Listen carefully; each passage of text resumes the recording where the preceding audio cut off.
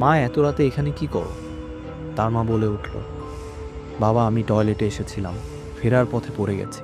হারিকেনটা রেখে আমার কাছে এসে আমাকে টেনে তোল। নানা স্বাভাবিকভাবেই হারিকেন রেখে তার মার দিকে যেতে লাগলেন। হঠাৎ পেছন দিক থেকে তার মা তাকে ডাক দিল, ইউসুফ, কার সাথে কথা বলছিস? এত রাতে টয়লেট পরিষ্কার করতে কেন আসলি? কেবলমাত্র রাত 2টা বাজে। তিনি পিছন দিক ঘুরে দেখেন তার মা হারিকেন হাতে দাঁড়িয়ে আছে। তিনি চমকে উঠলেন। টয়লেটের দিকে তৎক্ষণাৎ ঘুরে দেখেন সেখানে কেউ নেই। সাথে সাথে তিনি মাথা ঘুরে পড়ে যান। হ্যালো বন্ধুরা, কেমন আছেন সবাই? আজকে যে ঘটনাটি বলতে যাচ্ছি তা আমার বন্ধুর নানির মুখে শোনা। ঘটনায় আসি। তার নানারা ছিলেন 2 ভাই। পুরান ঢাকায় নিজেদের পৈতৃক বাড়িতে তারা তাদের পরিবার নিয়ে যৌথভাবে বাস করতেন। তাদের বৃদ্ধ মা তাদের সাথে থাকতেন। ঘটনাটি ঘটে তার বড় নানার সাথে।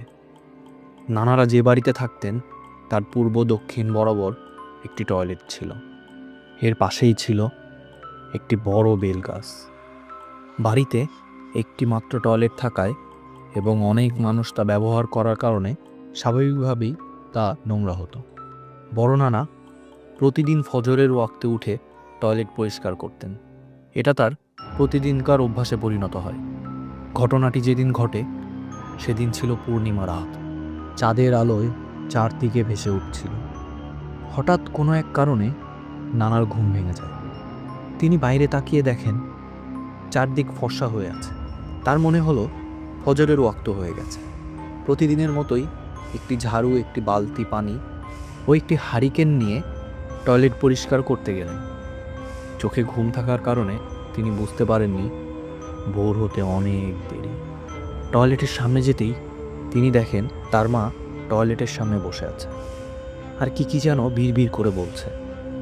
তিনি বললেন, মা, এত রাতে এখানে কি করো? তার মা বলে উঠল, বাবা, আমি টয়লেটে এসেছিলাম, ফেরার পথে পড়ে গেছি। হারিকেনটা রেখে আমার কাছে এসে আমাকে টেনে তোল। নানা স্বাভাবিকভাবেই হারিকেন রেখে তার মার দিকে যেতে লাগলেন। হঠাৎ পেছন দিক থেকে তার মা তাকে ডাক দিল, ইউসুফ, কার সাথে কথা বলছিস? এত রাতে টয়লেট পরিষ্কার করতে কেন আসলি? কেবলমাত্র রাত 2টা বাজে। তিনি পিছন দিক ঘুরে দেখেন তার মা হারিকেন হাতে দাঁড়িয়ে আছে। তিনি চমকে উঠলেন। টয়লেটের দিকে তৎক্ষণাৎ ঘুরে দেখেন সেখানে কেউ নেই। সাথে সাথে তিনি মাথা ঘুরে পড়ে যান। তার অনেক জ্বর আসে। 3 দিন পর জ্বর কমে। এরপর একজন হুজুর ডেকে আনা হয়। তিনি বাড়িতে ঢুকেই বলেন, এখানে খারাপ একটা জিনিস আছে। টয়লেটের পাশে বেলগাছটাই তার আস্তানা। সেদিন রাতে নানার মা যদি নানাকে না থামাতেন তাহলে অনেক খারাপ কিছু হয়ে যেতে পারত। এরপর তিনি বাড়িটা তাবিজ বন্ধ করে দেন এবং বেলগাছটি কেটে ফেলতে বলেন। কবিরাজের কথা অনুযায়ী বেলগাছটি কেটে ফেলা হয়। এরপর আর কোনো সমস্যা দেখা যায়নি। বন্ধুরা, আপনাদেরও যদি এরকম কোনো ঘটনা জানা থাকে তাহলে আমাদেরকে কমেন্ট বক্সে জানাবেন। ধন্যবাদ সবাইকে।